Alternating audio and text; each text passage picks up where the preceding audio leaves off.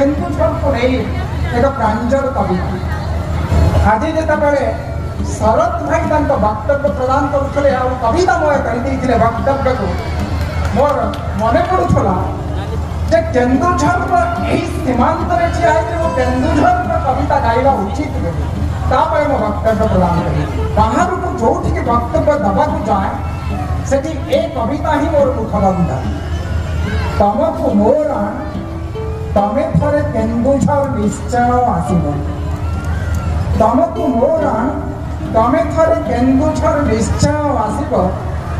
ଶୀତ ଯେବେ ଛାଡ଼ିଥିବ, ଗ୍ରୀଷ୍ମ ଆସୁଥିବ, ଗଛ ସବୁ ପତ୍ର ଝଡ଼ା ଦେଇଥିବ, ନୂଆ ପତ୍ର ମୁଣ୍ଡ ଟେକୁଥିବ, ତମେ ଥରେ କେନ୍ଦୁଝର ନିଶ୍ଚୟ ଆସିବ। ଏମିତି ଚମତ୍କାର ଅବସ୍ଥା କେନ୍ଦୁଝରର ଆପଣମାନେ ଦେଖିନାହାନ୍ତି। ପୁଣି ବର୍ଷା ଆସିଲେ